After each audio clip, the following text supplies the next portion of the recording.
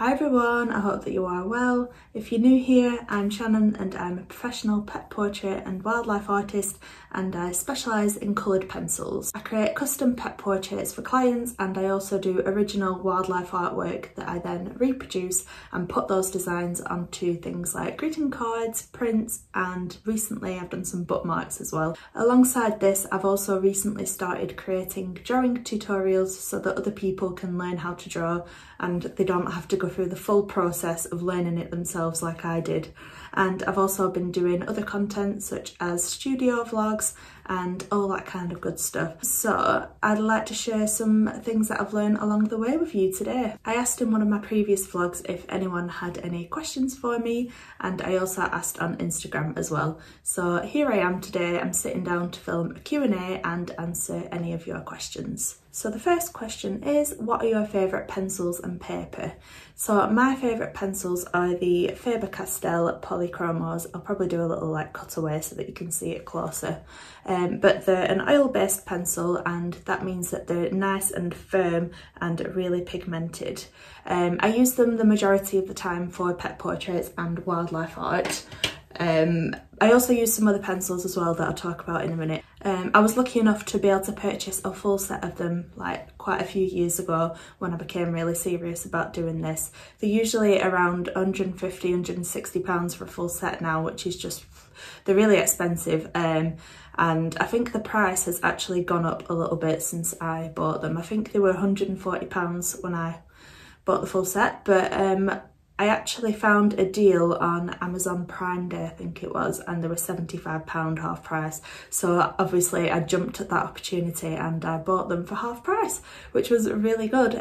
So if you are interested in getting a full set, I'd keep your eye out for deals and stuff like that, because I do see them every now and then, and if you can save a bit of money, then why wouldn't you? Before then, I used to use the Prismacolours. I don't know if you've heard of those, but they're a bit cheaper. They're still quite expensive, and I think I bought a set for about £50 to £60, and I got about 72 different colours. But I'm pretty sure you can get sets with like more colours in now. You might have been able to then, but that was all I could find really. And they were really good. They're a wax-based pencil, which means they're a bit creamier, they're a bit softer, easier to blend, but that does mean that the leads snap really easily and they wear down really quick.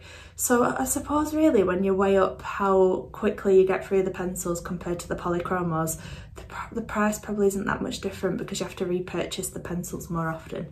But yeah, I would recommend those pencils to students or people just starting out. But if you're really serious about doing pet portraits and commissions for people, I would, oh, there's a delivery man. But yeah, if you're really serious about doing pet portraits and commissions, then I would get the Polychromos if you can, because they're just a higher quality pencil and the light fast rating is better, I think. So yeah, if there's a low light fast rating, that means that over time those colours will fade and the portrait will lose some of its like vibrancy and it won't look as good as it did the first day that you did it. But if it's got a really good light fast rating, then it's gonna last the years. So yeah, for professional work, it's better to have a pencil with a higher light fast rating. But yeah, along with the Polychromos, I also use the Luminance pencils, which are like the Prismacolours, also a wax-based pencil. And that means they're really soft, they're really creamy, easy to blend. It's easier to layer a lighter colour on top of a darker colour with the Luminance pencils. But again, that does mean that they wear down quicker, you have to buy them more often, and the sharp point doesn't hold for as long. Like if you sharpen it and then draw with it for a bit, it'll go blunt quite quickly.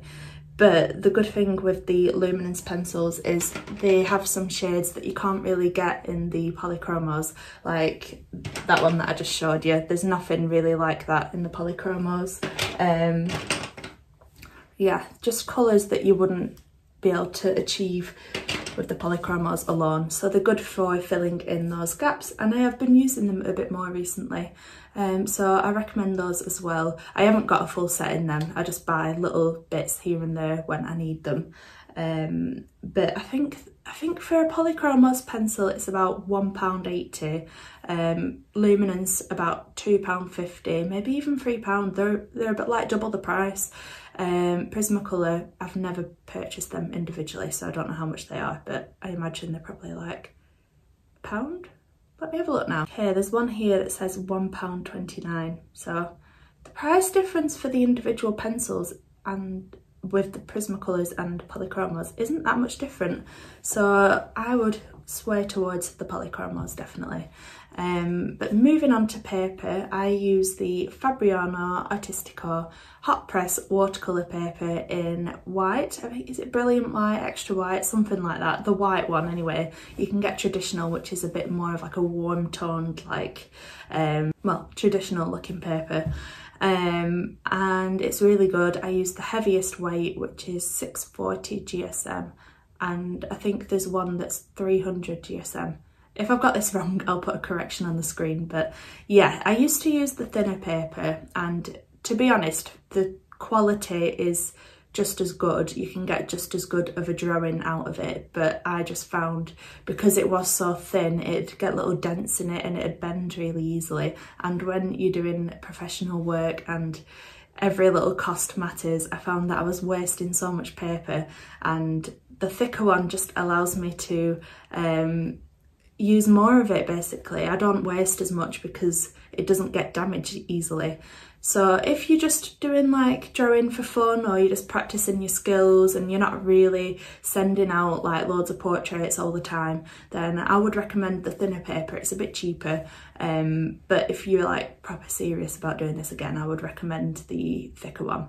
I can't really talk for like many other papers because I've not really used any. I like that one that much. I have not felt the need to experiment, but maybe I should, because recently I've been experimenting with like extra tools that I've been using and I've liked them, so maybe I should just have a go. Just for price reference, I always buy my Fabriano in sheets of 5 at the 22 x 30 inch size, and it costs £19.30 for 5 sheets of 300 GSM, and that's on Jackson's Art, and for 5 sheets of the 640 GSM it is £42, so that is the difference in price.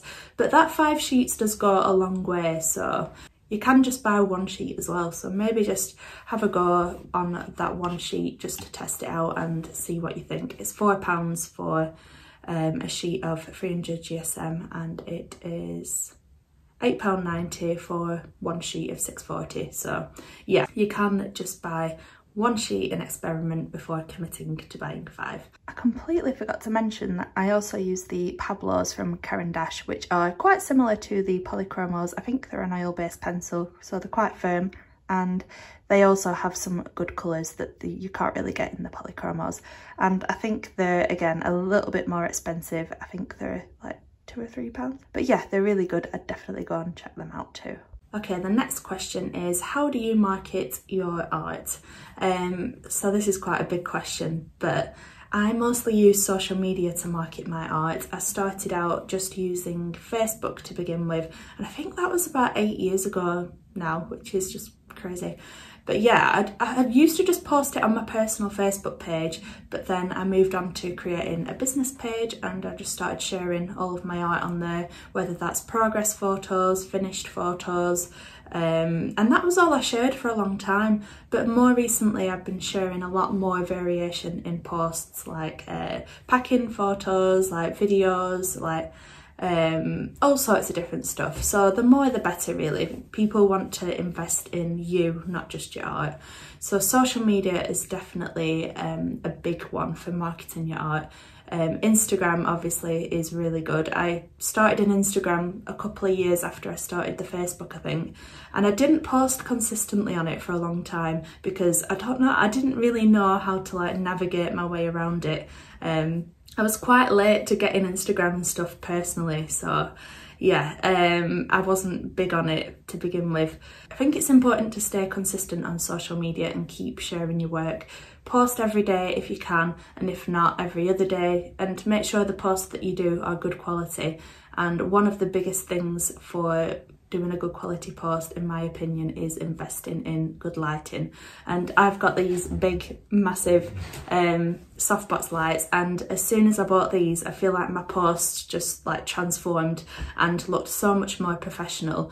And they come in handy for like all sorts of different things as well, like photographing my greeting cards, drawing in at night time when it's dark. It gives you like a daylight light, because I used to just draw with daylight, and obviously when it's winter and it's cold and dark, you're not going to get that kind of lighting for very long. It only stays for about 5 hours a day.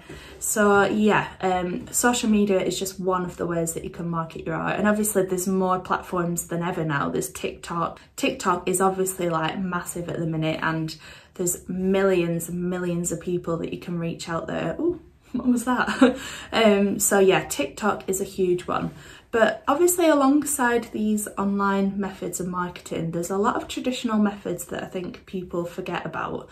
So you can create leaflets and go around and post leaflets through people's doors. They say that starting locally is a really good way to get your work out there. If you do a portrait for someone locally and give them a really good experience, go and even drop the portrait off for them, they will be really happy with the work that you've done and may even tell somebody else. And word of mouth is huge for marketing yourself. I think for the first few years, most of my portraits, most of my commissions that I did were through word of mouth. One person just telling another person, and then they get one, and then they tell somebody, and it's just very powerful. So alongside marketing yourself well, I think really like making sure your service that you're giving is exceptional will be marketing in itself, because then people will go and tell other people how good you were. So yeah, that's another way. And recently I did my first ever craft fair,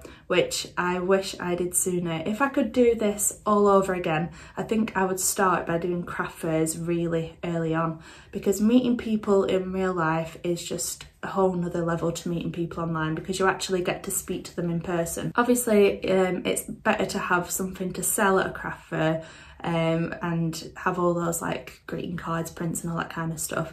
But if you could set up a little stall and maybe do like a bit of drawing on a commission and have a few bits and pieces that you could sell, maybe that would be a good way to do it. But yeah, craft fairs is another great way of marketing yourself if you can do something like that. I know a lot of artists that go out and like walk the dog and just hand business cards and leaflets out to people. If you're brave, you go for that. I'm not quite that brave.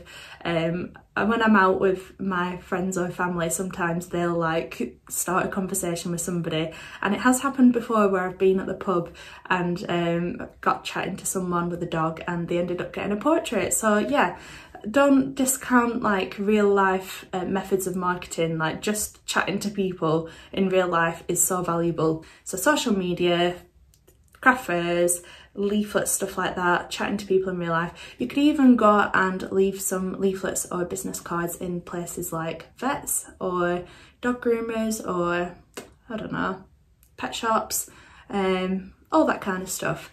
I have to admit, when I've done stuff like that, I haven't had a lot of work back off it, I don't think, but maybe I've just not done it enough.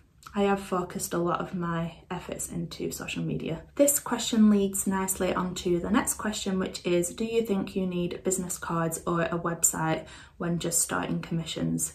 So this is a good question. When I first started, I did not have a website for a long time. I made business cards and I didn't really do that much with them for a while, because like I said before, I'm not the sort of person that can just go up to people and be like, here's my business card, go and check me out. I just get really nervous about it. I think it is good to have business cards just for those situations where you do bump into people who have dogs and you want to tell them a bit more about yourself, like, here's my card, you can send me a message on Facebook, see what kind of work I do and all that kind of stuff. So yeah, business cards is a good one, because you can get like a set of business cards for about £10, £20. So if you've got £20 to invest in business cards, I would definitely do it, because like I said, it's good to start local, get your name out there with people in your own town, and then the website can come later. I don't think it's essential to have a website at the beginning, especially because most of the time you have to pay a reoccurring cost every month to keep that website up and running. I think my website is £12.99 a month and I use Wix.com. But that £12.99 also includes an online shop, which I think is a bit more expensive. I think if you just had like a website with basic pages and just like price list and stuff, it might be a bit cheaper. But if you can't do that, I would say a website isn't too important to begin with. I used to just use Facebook for the longest time, and I'd get messages and I'd have a little note in my notes section on my phone about my price list, and like I'd send everything in a message, and that would be how I did it for ages, and that worked for me. I didn't really have to pay too much for a website or anything like that. But then when I started getting more and more questions and like queries and messages and stuff, I thought now is probably the time to do a website, and that is when I left my full-time job and went full-time for a little bit. I didn't end up staying full-time for very long. So basically I ended up moving house to a different town, not too far away, but I left my job and worked on this full-time for a little bit, and then when I moved I got a part-time job here because I didn't want to get a part-time job and then move and then have to get another part-time job. So anyway, so yeah, I built my website when I left my full-time job. I just felt like it was the right time. I was getting more questions, and I thought if I can direct everyone to one place and answer all the questions there, then I think that is the best way to do it. One thing you'll find, even with a website, people would rather just message you and ask you questions themselves. They don't really, most people don't look, I wouldn't say.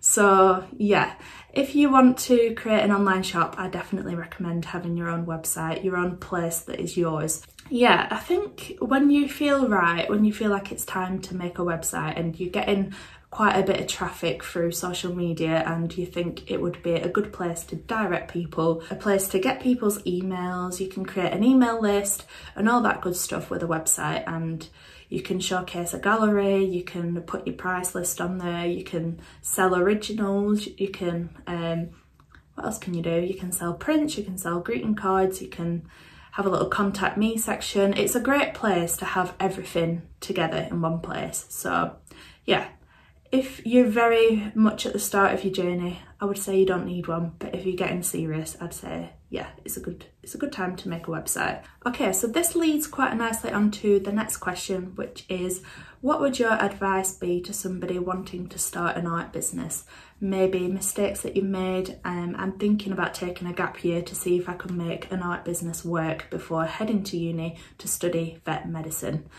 Okay, so hi Zoe, I know that you asked this question, you asked it on my YouTube video. Love your work, by the way, it's amazing. So detailed, I don't know how you have the patience to make it so detailed. But yeah, my phone storage was just full, so my video cut off. But what was I saying? Yeah, it's amazing that you're doing veterinary medicine, by the way. That's what I used to want to do, but I'm way too much of a wuss to do something like that. But yeah, advice to someone starting an art business. Okay, I think if I was to do all of this again, I would concentrate on building a passive income from the start, which is something that I didn't do.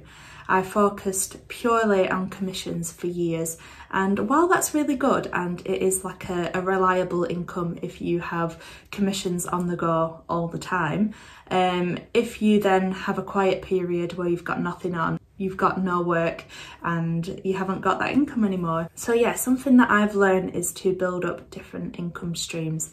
So then if one thing goes quiet, you've got something else to fall back on.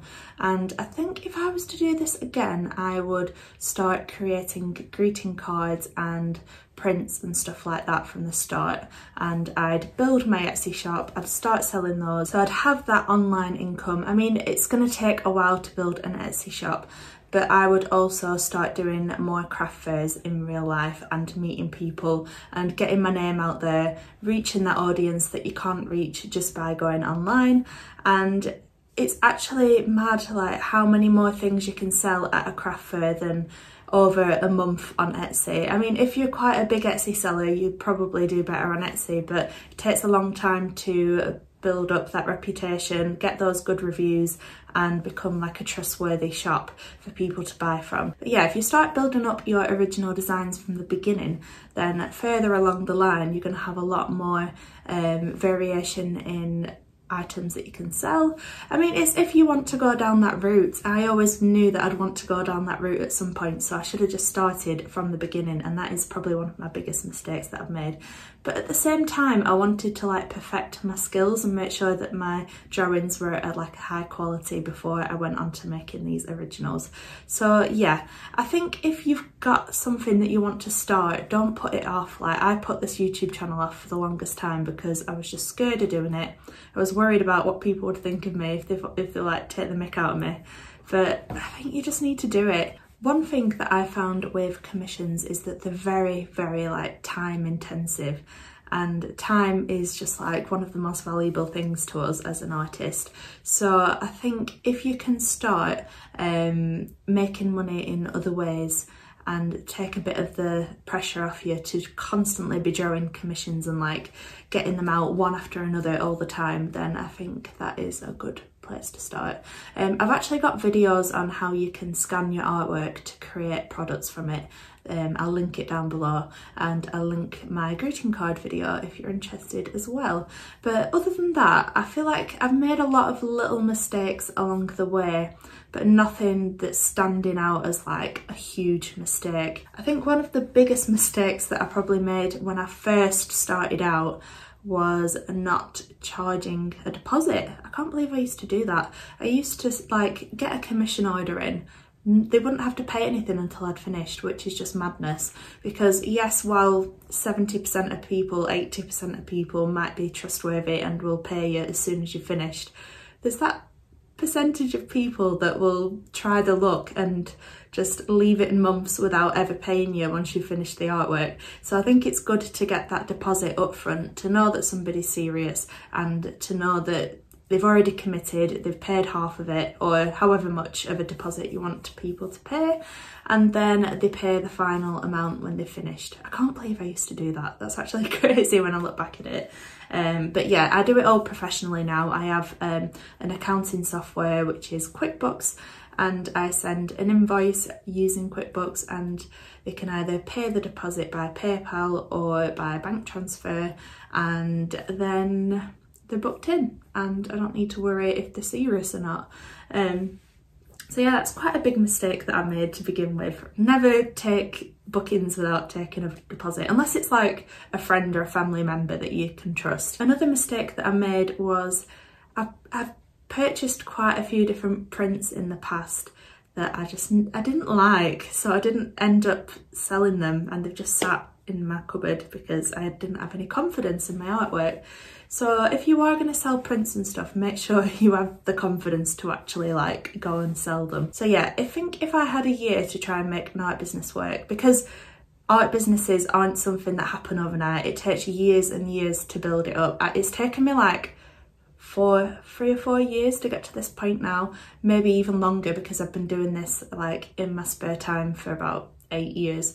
But I think relying on just getting work through online means like social media, etc., is not going to be as good as going and getting your face out there in real life, doing craft fairs and stuff like that. So yeah, I think I would have done a lot more in-person craft fairs to begin with, sold greeting cards and maybe some prints, built up my original designs, and then I've got that to fall back on, and I'm not just relying purely on commissions, which are time consuming. They can be really fun, but they are quite draining sometimes, especially if you get somebody that's like never really happy, like they want constant changes, and the back and forth can be really time consuming. I mean, most people will love whatever you do and will be really easy to deal with, but you do get the odd person that is like, usually it's the people that get the smallest piece of work that you offer.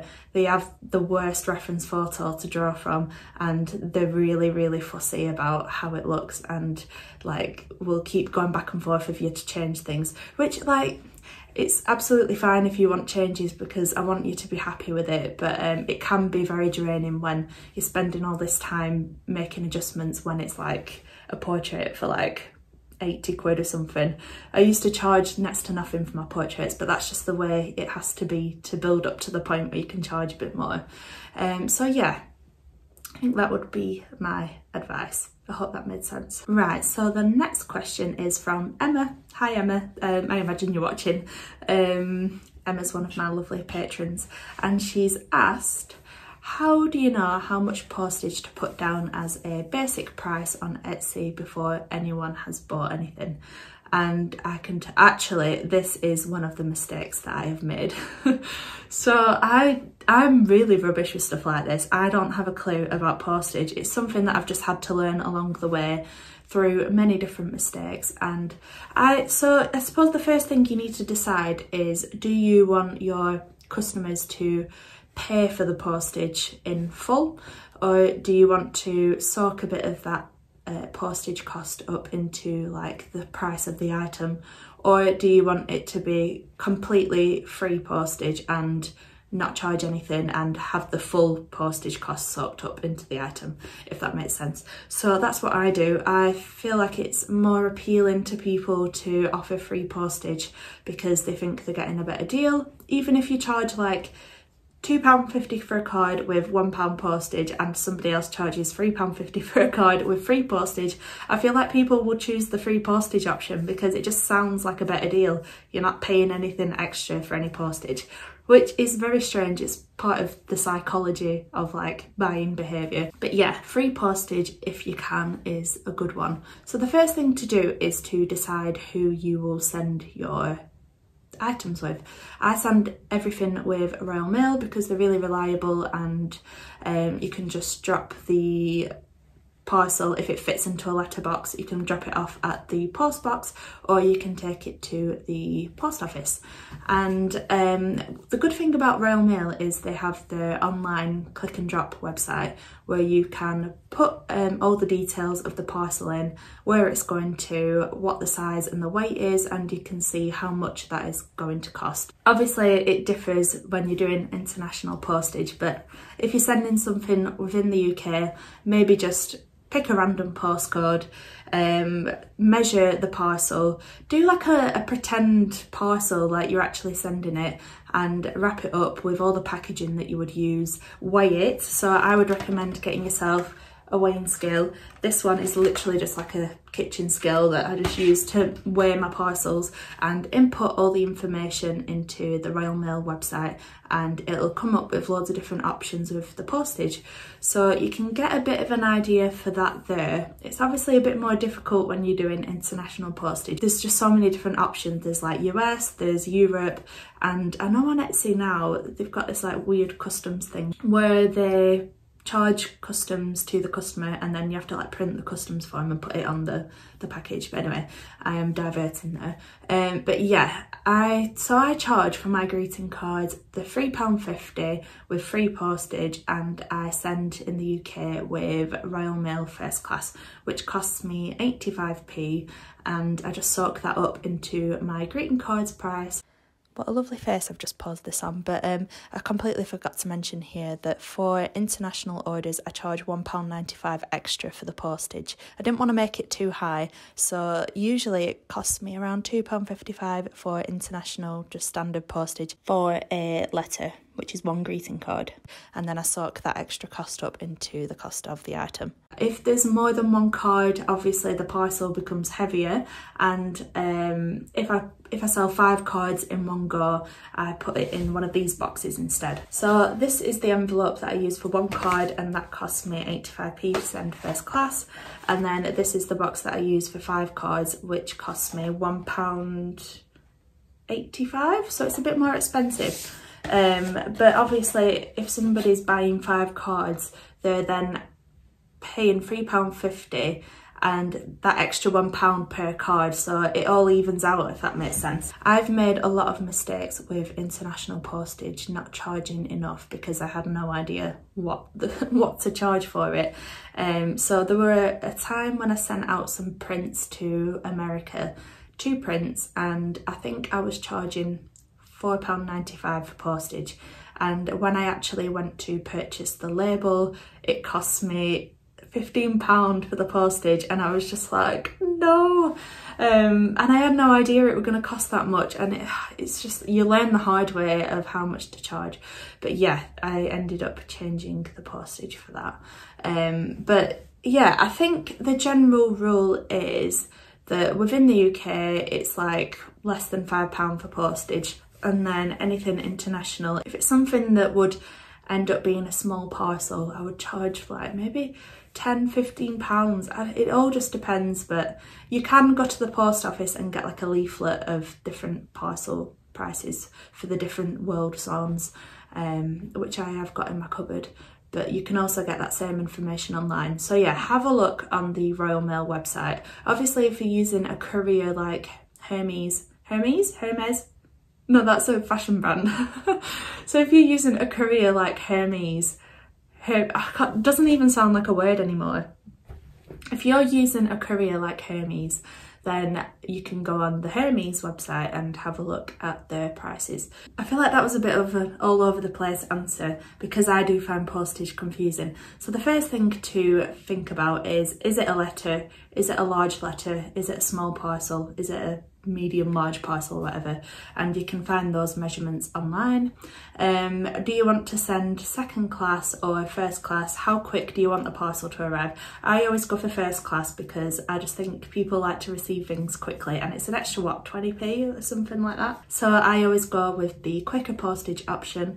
And then the third thing to decide is, do you just want to sell to the UK to begin with while you figure it out? Or do you want to sell to the UK and the rest of the world? And then have a little look online at the sort of base prices for the different parcel sizes, and then go from there. See if you want to soak the prices up into your cost of the item, or do you want to charge an extra bit of postage? I charge an extra bit of postage to international, but soak up the prices for UK. I hope that makes sense, and yeah, thank you for your question, Emma. The next question is, how do you draw white fur on white paper? Okay, so this is something that a lot of people, including myself, struggle with, and it's taken me a long time to even get my head around it at all. But I've picked out some of my favourite colours for drawing white fur. So what I usually do is start with a really, really light colour, such as warm grey one or cold grey one, and then move down the warm and cold greys gradually to darken it up and to create a little bit more depth. One thing you'll find with white fur is that it's never truly white, it's actually darker than you'd expect. And you can actually get a little piece of like white paper and cut it out and put it next to the reference photo and just see how dark that white fur is in comparison to the white of the paper. But yeah, some of the other colours that I like to use are obviously the warm grey 2, 3, whatever. This one's really good. Raw Umber 10% from the Luminance, Buff Titanium. There's often a lot of pinks in there, so beige red from the Polychromos. This is a good one. This is like a purpley tone. Sepia 10%. Nougat, that's not nougat. Nougat, that is a good one. There's often like some browns, even dark sepia sometimes for the really dark bits. And then you can blend it out with a white. I think that the technique is called burnishing, but I'll just show you one of the pieces that I've done that has white on it. So this is a drawing that I did of Finley the Springer Spaniel. I did this quite a while ago actually. Finley the Springer is actually like quite a famous little Instagram dog that I did, and yeah, that is the white fur. And I used a combination of like the cold greys, the warm greys, and then these sort of like darker areas I use the dark sepia. And as you can see, it's actually like darker than just white fur. There's a bit more going on in there. So yeah, it's all about just drawing in those little darker like bits between the curls if it's curly fur, and just gradually building it up until it looks a bit more like fur texture. I'll just do a little close up. That's another, oh, by the way, this is on the 300 GSM Fabriano, and that is the level of detail that I managed to get for that. So yeah, just to add that in there. Oh, this is also a really good one that I missed out for marketing yourself. So this is something that I did a few years ago. I got in touch with Finley the Springer on Instagram, first of all because it's the most beautiful dog ever and I really wanted to draw a Springer Spaniel and use a really like striking reference photo. So I got in touch with the owner of Finley on the account and I just said like, would you mind if I draw your dog for you? I'll send you a print of the final piece when it's done, and yeah, I'd really appreciate if you was to share it anywhere. And she was really over the moon with it. She said, yeah, go for it. I picked out one of my favourite reference photos, and then she kept sharing the progress on her Instagram, and because she has like, I think she had like 10,000 followers, I ended up getting quite a bit of like a following off it. So that is another option if you are willing to do a bit of free work, which I think, as hard as it is to work for free, I think it's actually like really good to do stuff like this, because not only are you getting some interest off it from them sharing it on their account, you're also getting to build your portfolio with a really nice image that you've chosen because you want to add it to your portfolio. So yeah. I've also got a white fur tutorial coming up on YouTube very soon. It's a sped up version of a Patreon tutorial that I've done. So if you would be interested in that, I will be posting that quite soon. So I hope that helps. Yeah, the main thing to consider with white is that it's never actually white. Build it up gradually. Start from really light colours and gradually work your way to darker colours.